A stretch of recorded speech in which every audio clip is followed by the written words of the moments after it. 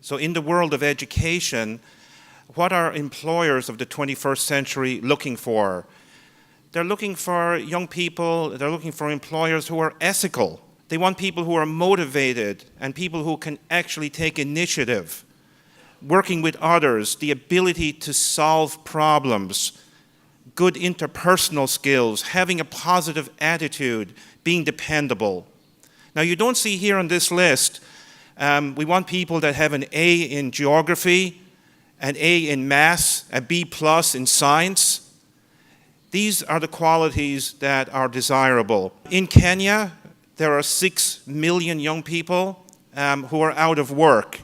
We have university students shining shoes on the side of the street.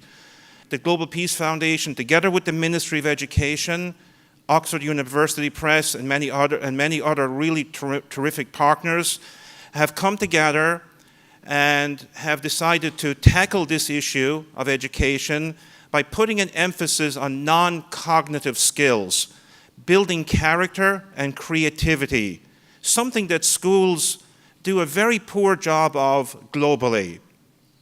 This initiative empowers students to be successful, not just in school, but in the world of work, even in their own lives, in their community.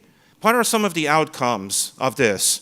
Teachers who are going beyond the boundaries and restrictions of their role in teaching, to care and to raise the whole child. In Our Lady of Fatima High School in Nairobi, one teacher started an initiative called Talk to Me, where students can come up to her at the end of her class in the evening and talk not just about academic issues they're struggling with, but even personal, familial issues. And it's building this gap between teachers and students in a caring way. At My Forces Academy High School in Nairobi, it's a military school, all of the 960 students are doing the 1% of change and peace, where they're actually dedicating 1% of their time, talent, and resources to improve their school, the community surrounding the school, social enterprise at Langata High School. A group of students got together, they created a small company, and they produce eco-friendly charcoal out of waste paper, and they sell that to vendors and to people in the community surrounding the school.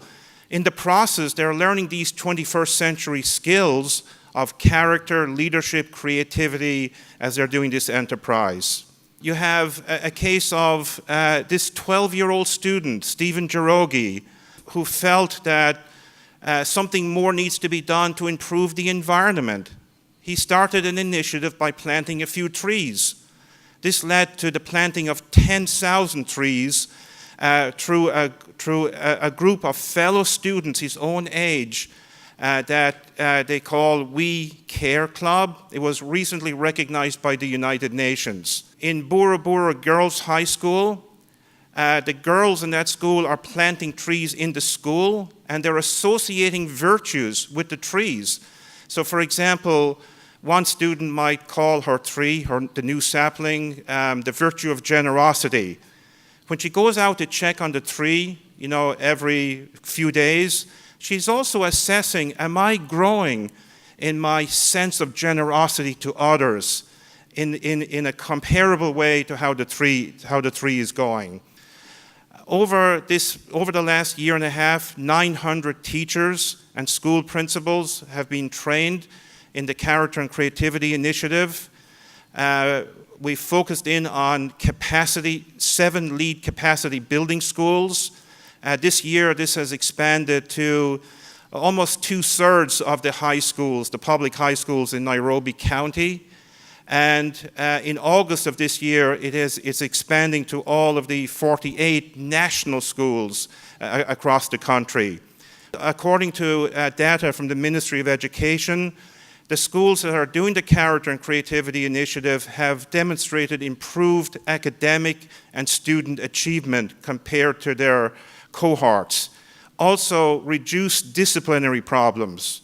In one school, the disciplinary problems have been reduced to 0. So the vice principal has nothing to do anymore. He's out of a job.